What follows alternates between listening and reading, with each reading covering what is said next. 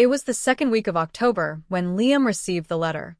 A plain white envelope, no return address, just his name written in slanted cursive. Inside, a single sheet of paper. Family Thanksgiving, Sunday, 3 p.m. at the old house. Everyone's expected. No excuses this time. Liam stared at the words. He hadn't set foot in the family house in over 6 years. The last time, he remembered a bitter argument, voices raised at the dinner table, and his younger cousin Anna leaving in tears. Yet here it was again, the annual tradition still alive. He lived now in Halifax, far from the coastal village of Chester, where he grew up. That house, perched above the waterline, had once been a place of joy, laughter echoing through the wooden halls, the scent of roasted turkey in the air. But everything had changed since grandmother May passed away. She had been the glue of the family. Strong, quiet, endlessly observant. When she died, something in the family broke that no one dared speak of. They tried to carry on the tradition she'd started. The big meal, the storytelling after dinner, the naming of the keeper. A title passed down to the person who would inherit her old locket and lead the family each year.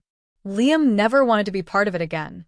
And yet, something about this invitation unsettled him. It wasn't just the tone, it was who signed it. No one. That night, he sat by the window of his flat, the letter on the table beside him. Rain tapped gently against the glass. He poured himself a small whiskey and looked out at the city lights, wondering whether to go. He didn't speak much with the others anymore. Not since May's death. Not since what happened that year. Still, memories pulled at him. His sister Eliza running through the autumn fields, his father's booming voice calling everyone in for pie, the warmth of the kitchen when it steamed up from too many boiling pots. He folded the letter back into the envelope and placed it on the mantel. He wouldn't go. But 3 days later, another envelope arrived. This time, inside was a photo. An old one, taken the last year everyone had been together. Grandmother May was at the center, hands on Liam's shoulders. He barely remembered the photo being taken. On the back, in the same slanted cursive, "You are the keeper now. Don't run." He sat back.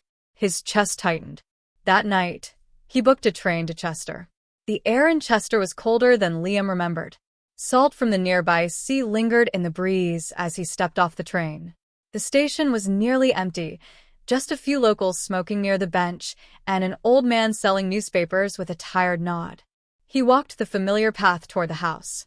Every stone, every bend in the road, looked frozen in time. The village hadn't changed, but he had. As he reached the old family home, the past crashed into him. The large, weathered house still stood atop the hill, overlooking the Atlantic. The wood was grayer now, paint peeling at the edges. Curtains in the upstairs windows swayed slightly, as if someone had just moved behind them. He hesitated before knocking, but the door creaked open before he touched it. Eliza stood there, his sister. "You came," she said, voice soft. He nodded. "I got the letter." "I didn't send it," she replied. They stepped inside. The house smelled of dust and rosemary, familiar and foreign. In the sitting room, a few cousins had already arrived. Daniel, stoic as ever. Anna, quiet but watchful. And Marla, who hadn't stopped stirring her tea since he walked in. No one spoke of the invitation, but everyone had received one. Same paper. Same handwriting. No sender. The family meal was tomorrow. Tonight was for settling in. As Liam walked past the old photo wall in the hallway, he noticed something missing. The photo, the one he'd been sent, was gone. Only the nail remained. Liam's old room had been untouched. Dust coated the windowsills, and the same faded posters clung to the walls. But something was different. A small wooden box sat on the bed. No one else claimed to have put it there. Inside was the locket. Grandmother May's locket, the one passed down to the keeper. It shouldn't have been here. After her death, it disappeared. Never seen at the last Thanksgiving. Never spoken of again. There was a folded note inside. "A keeper is chosen. Not asked. Not warned." He held the locket in his hand. It was heavier than he remembered. He opened it, no photo. Just a dried sprig of lavender. perfectly preserved. That night, he couldn't sleep. At 2:17 a.m., he heard footsteps outside his room. Slow. Steady. Then a knock. He opened the door. No one there. But the hallway light flickered once. Then went dark. The next morning was quiet. Too quiet for a house filled with relatives. Breakfast had been set out. Eggs, toast, coffee. But no one was in the kitchen. Liam found Anna in the garden, her eyes distant. "I saw her last night," she whispered. "At the stairs." "Who?" "May." Liam didn't answer. At noon, more family arrived. Aunt Maureen, always with her camera. Uncle Theo limping now. A few distant cousins he barely recognized. Yet every one of them had the same expression, a vague unease they tried to cover with smiles. As the day wore on, small things began happening. The fireplace roared to life unlit. The portrait of May tilted on its own. A broken clock ticked without batteries. And then Daniel found the second box. In the attic. It was older, cracked, and inside old family records. Birth certificates. Letters. But at the bottom, a photo of May. Not young. Not smiling. But standing beside a man no one recognized, holding the locket. Someone had drawn an X over his face. Dinner was drawing near, and the tension was thick. The table was being set, and candles lit, but no one spoke much. Liam showed the photo to Eliza. "That man," he said. "Who is he?" She stared for a long moment, then whispered, "I think that's her brother. The one they never talked about. May never had a brother." She did. But he was erased. That evening, they confronted Aunt Maureen. She didn't deny it. "He tried to take the locket once," she said. "May banished him from the family.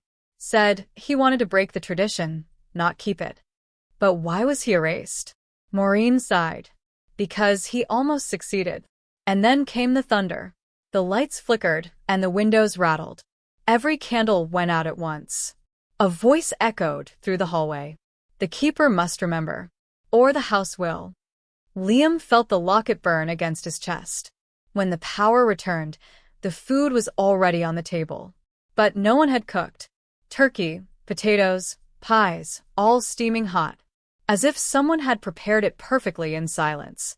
No one moved. Finally, Uncle Theo muttered, "We should eat. Like we always do." They sat. But the air had changed. The tradition was clear. Before the first bite, the keeper would speak. Give thanks. Offer the locket for blessing. All eyes turned to Liam. He stood unsure. Then reached for the locket. As soon as it touched the center of the table, the floor trembled. And the grandfather clock in the corner struck 13. The sound echoed through the walls. Everyone froze. "May warned us," Aunt Maureen whispered. "Never let the wrong keeper take the seat." "What does that mean?" Liam asked. But no one answered. Their eyes were fixed behind him. He turned. At the end of the corridor stood a figure. Tall. Thin. Wearing May's old shawl. But it wasn't May. It was the man from the photo. The erased brother. He stepped forward.